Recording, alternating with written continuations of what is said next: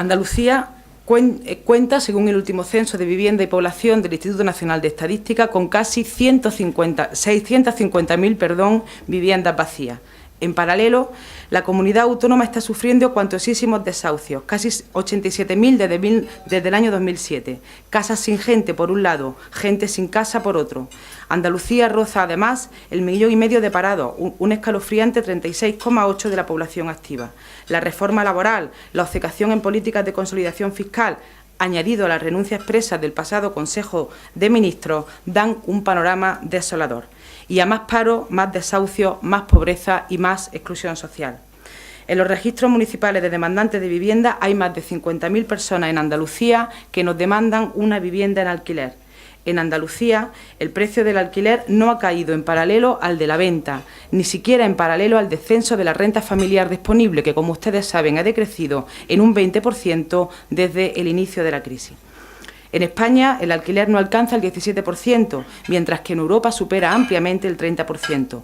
Una Europa, por cierto, en la que países como Suecia, Dinamarca, Francia, Reino Unido o Alemania cuentan con legislación en defensa del derecho a la vivienda mucho más ambiciosas que las existentes en España.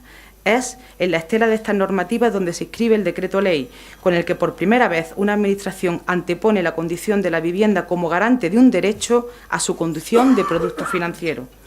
El objetivo principal del decreto ley es aflorar viviendas vacías al alquiler. Los mecanismos para ellas son varios, pero quisiera destacarle dos: sanciones a personas jurídicas que no pongan las viviendas vacías al alquiler e incentivos para personas físicas que pongan las suyas en alquiler. El decreto ley establece por primera vez la figura jurídica de vivienda vacía, de vivienda deshabitada, que incomprensiblemente hasta ahora no existía, y nace con vocación de poner orden y concierto en un campo desordenado y opaco, para lo cual impone la creación de un registro de vivienda deshabitada. En las próximas semanas aprobaremos el plan de inspección que situará el punto de partida para la detección de esas viviendas deshabitadas. Y le adelanto que el criterio básico será el siguiente: empezar por las viviendas vacías en ámbitos en los que exista una mayor demanda insatisfecha de alquiler. Quedan fuera del ámbito de aplicación de este decreto ley las residencias secundarias, así como las viviendas reguladas por la legislación turística. El decreto ley incorpora una disposición adicional que establece la potestad de la Administración para expropiar temporalmente el uso de aquellas viviendas embargadas por entidades financieras a personas cuyo desahucio comporte un riesgo para la salud física o psíquica y condene a la familia a la exclusión social.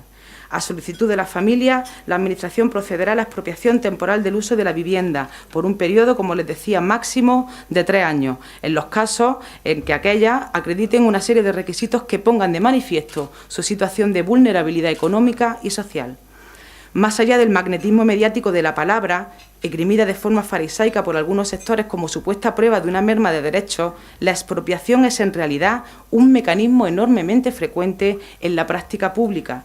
Expropiamos para construir metros, carreteras, colegios, hospitales, incluso campos de golf, e invocamos para hacerlo el interés público. ¿Acaso podemos negar ese interés público en el caso de una familia que está a punto de perder lo último que tiene, su casa? Esta disposición adicional no solo responde al actual contexto de emergencia económica, social y habitacional, también ofrece un relato institucional digno de la autonomía andaluza, que no puede en modo alguno ignorar la histórica sentencia que dictó el pasado 14 de marzo el Tribunal de Justicia de la Unión Europea.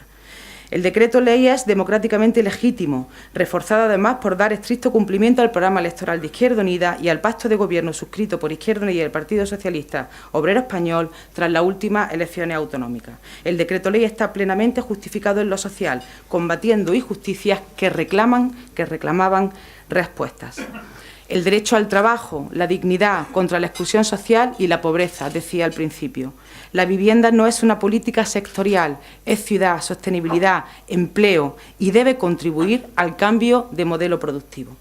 Ya estamos abordando el plan de vivienda y rehabilitación, que será participado con la sociedad civil, las empresas del sector y los sindicatos. La rehabilitación de la vivienda es uno de los ejes prioritarios del plan de vivienda y rehabilitación, junto con el alquiler a precios asequibles, el cooperativismo o la autoconstrucción, entre otros. La importancia dada a la rehabilitación es plenamente coherente con el resto de prioridades de la Consejería. La rehabilitación como contribución fundamental al cambio de modelo productivo. La grave crisis económica no se va a resolver en el 2013, desgraciadamente ya lo sabemos, teniendo en cuenta además lo que a mi juicio suponen políticas equivocadas ejecutadas por parte del Gobierno central. Pero creemos imprescindible poner en marcha y compartir desde ahora y con toda la ciudadanía la necesidad social de un cambio, pasar de la especulación en la construcción a la cultura de la rehabilitación. ¿Y por qué consideramos necesario ese cambio? En primer lugar, porque debemos avanzar hacia un modelo de ciudad sostenible, apostando por un territorio más sostenible, por una ciudad compacta que forma parte de nuestra cultura mediterránea. En segundo lugar, porque debemos avanzar hacia un modelo europeo de rehabilitación. En España, el porcentaje de inversión en rehabilitación con respecto a todo el sector de la construcción significa apenas el 28%, frente a una media europea del 41% y a porcentajes tan relevantes y significativos como el de Alemania, donde la rehabilitación de vivienda alcanza el 56%, más de la mitad del sector de la construcción. En tercer lugar, porque estamos obligados a reconvertir el empleo. El número de trabajadores, profesionales de la construcción y empresas en Andalucía es enorme y tienen una experiencia que hay que seguir aprovechando.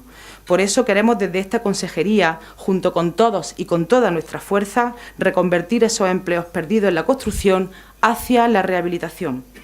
También porque un euro invertido en rehabilitación de viviendas genera 3 veces el empleo generado por un euro invertido en la construcción de vivienda de nueva planta y porque consideramos imprescindible cuidar cada euro público invertido.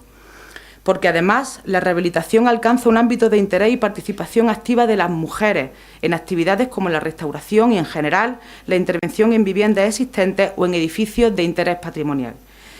En quinto lugar, porque el ámbito de la sostenibilidad territorial y ambiental, rehabilitar un edificio es más sostenible que hacer uno nuevo. No consume territorio, no aumenta volumetría, no aumenta desplazamiento, porque conlleva también investigación y desarrollo. En el ámbito de la investigación aplicada, la Consejería de Fomento y Vivienda, junto a las universidades de Andalucía, apostará por la aplicación de mejora energética, reducción de dispersión térmica, así como inserción de energía renovable para la certificación energética de los edificios existentes. ¿Y cómo y cuál va a ser el método de cambio? En primer lugar, debemos implicar a todas las instituciones públicas. Ya lo estamos haciendo con los ayuntamientos y en el seno del Gobierno andaluz. También es necesario la implicación del Gobierno central y, en este sentido, vuelvo a plantear al Gobierno central la necesaria ampliación de la desgravación fiscal para la obra en rehabilitación, al objeto de estimular la inversión privada en la obra de rehabilitación. Lo haremos también con la sociedad civil, con los empresarios del sector y con los sindicatos, para fomentar la creación de empresas que trasladen el conocimiento y experiencia en la construcción hacia la rehabilitación, con las universidades, como les decía, y con la formación. En Andalucía tenemos un gran potencial en la formación profesional para el empleo. Desde el año 2010 al año 2012, más de 20.000 trabajadores y trabajadoras se han cualificado en distintos cursos que forman parte del ciclo de rehabilitación de la vivienda. Hay que aprovechar ese caudal humano de formación y de experiencia. Y por último, con la ciudadanía. En definitiva, pretendemos con la rehabilitación ahondar y profundizar en un cambio de modelo productivo y un cambio en el modelo de hacer política, teniendo en cuenta la participación de todos los implicados como pieza fundamental a la hora de buscar soluciones. Y en ese necesario cambio nos encontramos en un momento de estudio, análisis y propuesta para el próximo marco de los fondos europeos. Vuelvo para terminar a la pregunta de antes. ¿Qué puede hacer la Consejería de Fomento y Vivienda para defender el derecho a la vivienda? Y hemos hablado de parque público, del Programa Andaluz en Defensa de la Vivienda, del Decreto Ley, de la inversión en rehabilitación. Todo ello con la intención de trasladarles qué está haciendo Andalucía en el marco de sus competencias y en el marco de esta situación, este contexto de crisis, de emergencia social, económica y habitacional. Esta acción está acompañada, además, de un diálogo crítico con el Gobierno central, al que reclamamos mayor medida o medidas de mal alcance en la defensa de dichos derechos. Toda política de vivienda de esta consejería se encamina a la defensa de un derecho humano reconocido como tal y en trabajar para una sociedad más justa, más solidaria y buscar una salida social a la crisis. Muchas gracias.